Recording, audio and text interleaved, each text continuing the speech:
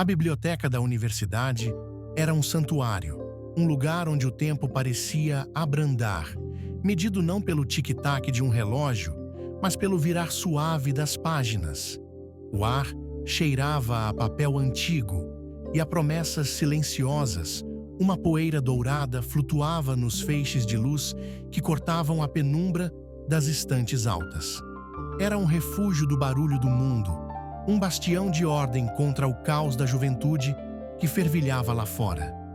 E no coração deste reino silencioso reinava Amélia. Ou melhor, ela existia ali, tão discreta e silenciosa quanto os livros que catalogava. Para os estudantes que passavam por ela, Amélia era pouco mais que uma peça do mobiliário.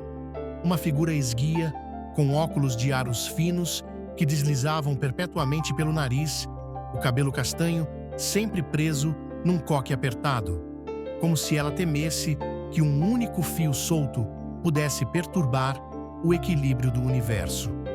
Suas roupas eram simples, funcionais, desprovidas de qualquer vaidade. Ela se movia com uma eficiência fantasmagórica.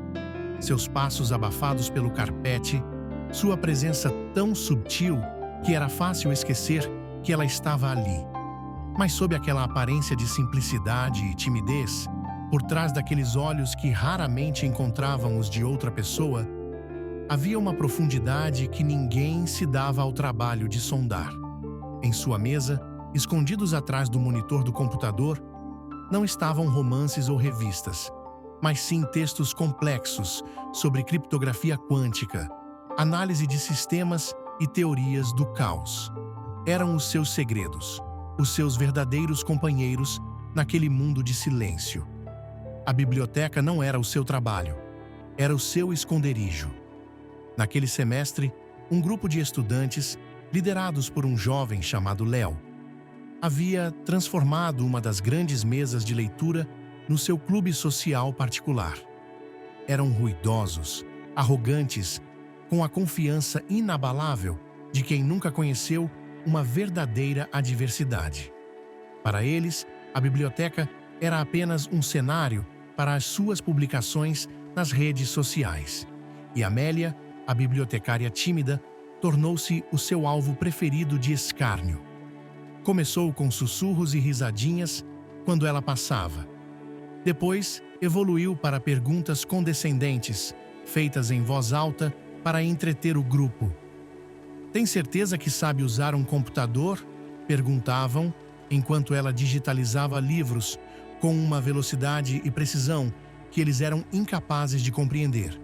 Amélia nunca respondia, apenas oferecia um sorriso tenso e continuava o seu trabalho.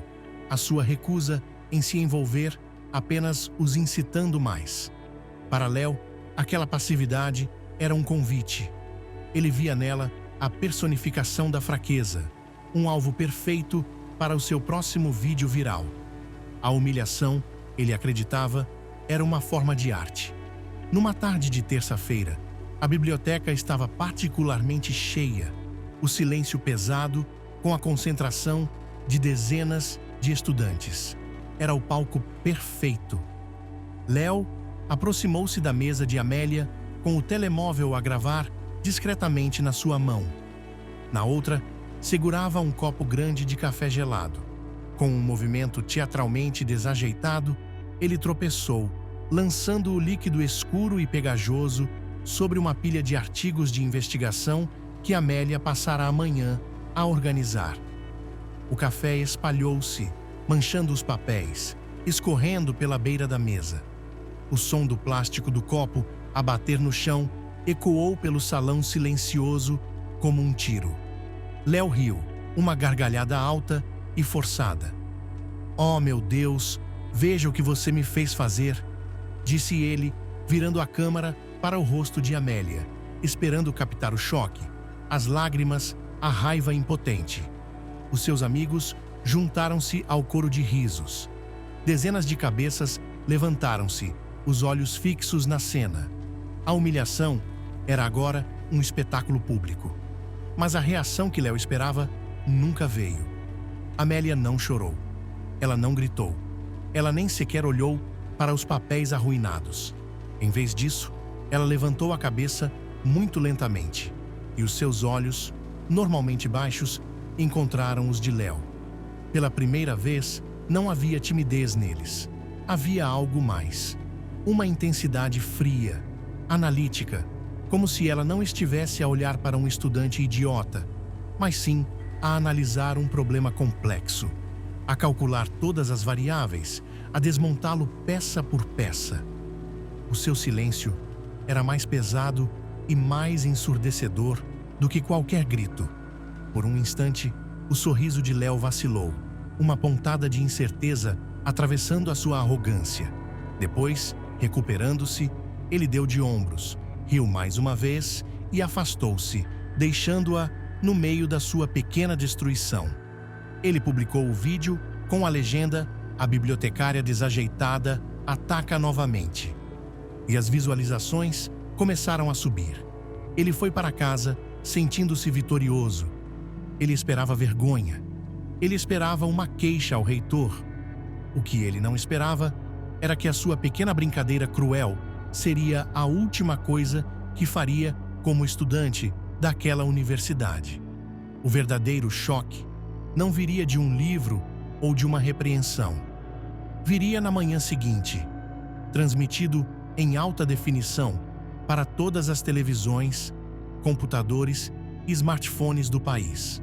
Léo acordou com o som incessante de notificações, mas não eram gostos ou comentários engraçados. Eram mensagens de pânico e raiva.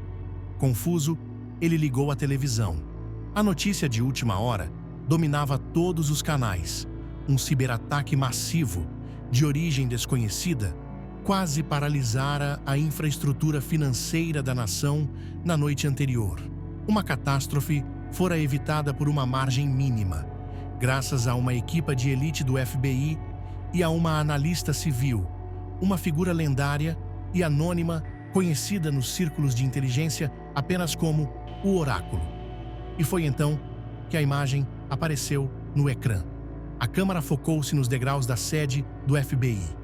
E de lá, saindo do imponente edifício, flanqueada por agentes de semblante sério, estava Amélia. A mesma Amélia da biblioteca. O cabelo estava solto, os óculos tinham desaparecido e o seu rosto, agora visto com uma clareza chocante, não continha qualquer vestígio de timidez. Havia apenas uma calma autoritária.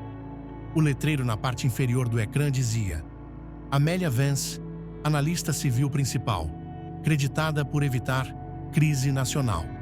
O repórter continuou, explicando que Vance era a mente por trás da neutralização de dezenas de ameaças globais, uma estratégia digital fantasma cujo trabalho protegia milhões de pessoas todos os dias.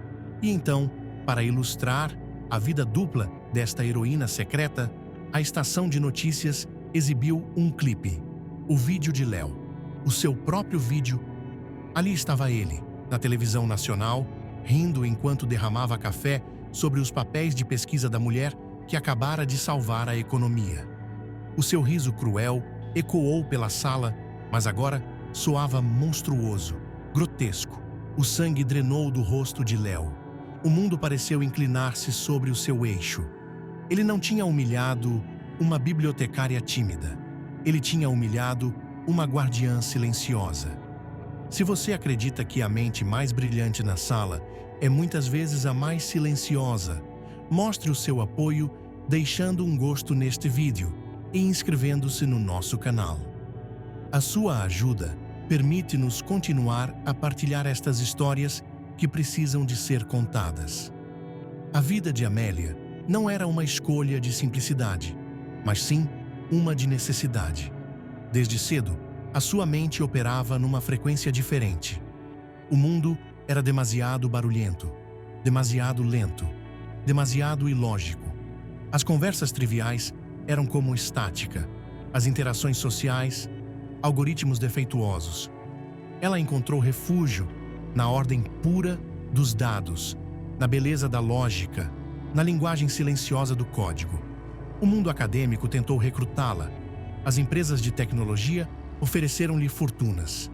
mas ela recusou tudo. A fama e a fortuna eram distrações ruidosas. Ela precisava de silêncio para ouvir os padrões, de anonimato para se mover livremente através das sombras da rede.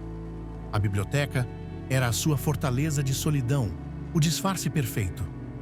A sua timidez não era uma fraqueza, era uma camuflagem, um escudo que ela usava com uma perícia consumada para que o mundo a deixasse em paz. Ela não precisava que a vissem, precisava de ver tudo. O trabalho dela carregava um peso que poucos poderiam suportar. Eram noites sem dormir, alimentadas a cafeína e adrenalina, a travar guerras invisíveis em ecrãs de computador. A pressão de saber que um erro de digitação podia custar vidas, que uma linha de código mal interpretada podia mergulhar cidades na escuridão. O café derramado por Léo não foi um mero insulto. Foi uma violação do seu santuário, uma intrusão caótica no único lugar no mundo onde ela se sentia segura.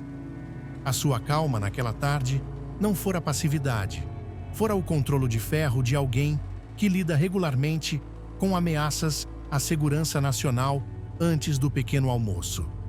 O que era um estudante arrogante em comparação com um sindicato internacional de hackers? Apenas mais um bug no sistema, a ser tratado com eficiência silenciosa. As consequências para Léo foram rápidas e brutais. A universidade expulsou-o, não apenas pelo seu ato, mas pela vergonha que ele trouxe à instituição. A sua pegada digital tornou-se tóxica, o seu nome para sempre associado à infâmia de ter ridicularizado uma heroína nacional. Os seus amigos distanciaram-se, e o seu mundo de popularidade superficial desmoronou-se em pó. A biblioteca mudou. De um dia para o outro, tornou-se um lugar de reverência. Os estudantes falavam em sussurros, não por causa das regras, mas por respeito. A mesa agora vazia de Amélia tornou-se uma espécie de memorial silencioso.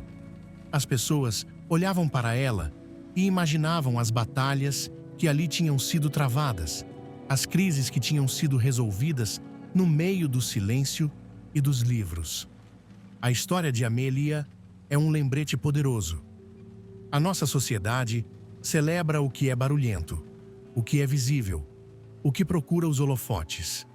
Aplaudimos a confiança alta, confundindo-a muitas vezes com competência. Mas esquecemos-nos dos arquitetos silenciosos do nosso mundo. Os cientistas nos seus laboratórios, os programadores a escrever as linhas de código que sustentam as nossas vidas, os analistas como Amélia, que montam guarda nas fronteiras invisíveis do nosso modo de vida. Eles não procuram o nosso aplauso, não precisam da nossa validação. O seu trabalho é a sua recompensa. A força verdadeira raramente grita por atenção. A coragem não precisa de uma audiência, e a inteligência mais profunda floresce no silêncio. Aquela tarde na biblioteca foi mais do que a humilhação de uma mulher. Foi um espelho que nos mostrou a nossa própria cegueira, a nossa pressa em julgar, em subestimar, em descartar aqueles que não se encaixam nos nossos moldes de sucesso.